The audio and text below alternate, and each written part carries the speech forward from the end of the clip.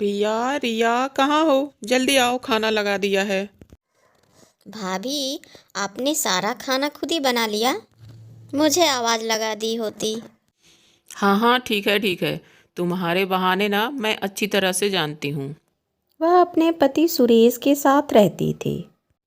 सुरेश के पिता नहीं थे और कमला से शादी करने के बाद 2 साल बाद उसकी सास भी चल बसी। अपने पीछे वो दोनों बेटियों प्रिया और रिया को छोड़ गई।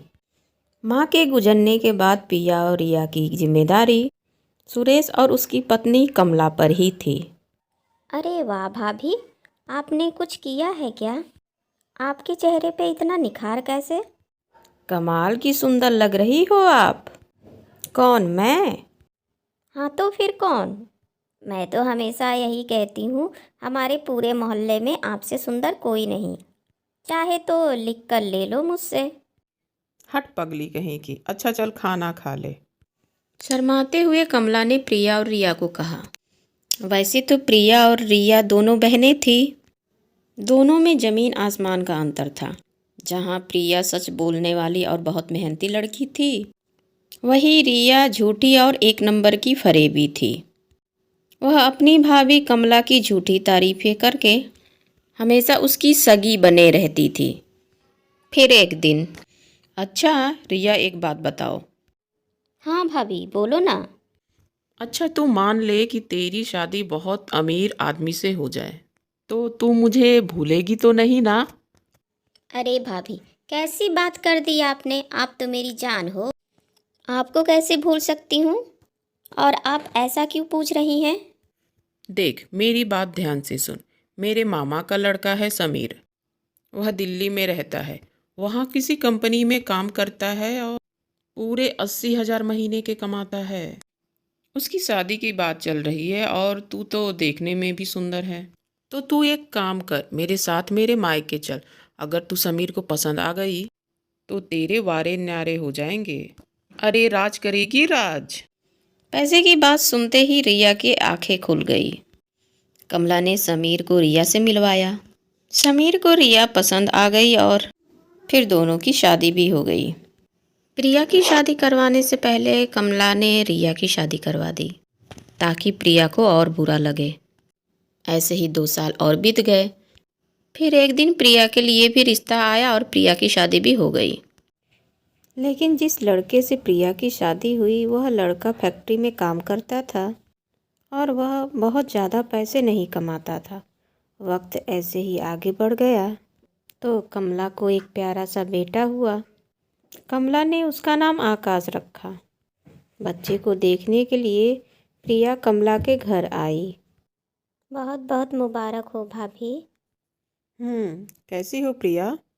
सब कैसा चल रहा है? अच्छा चल रहा है भाभी, और सब ठीक है।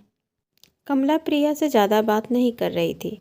फिर उसके जाने के बाद फटीचर कहेगी।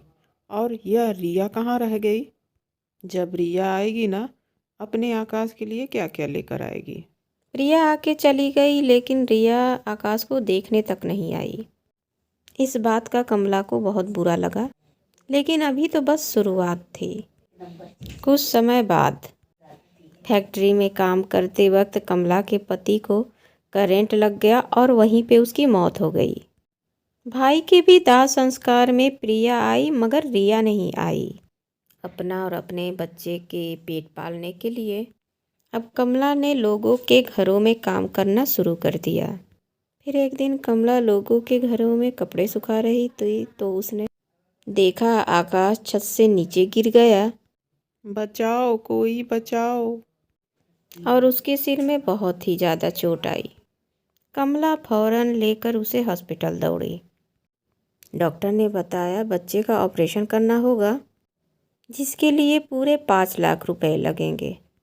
कमला को कुछ सूझा तो वो फौरन रिया के घर पहुंची। रिया, मेरे बच्चे को बचा लो, उसकी ज़िंदगी खतरे में है। ऑपरेशन के लिए 5 लाख रुपए चाहिए।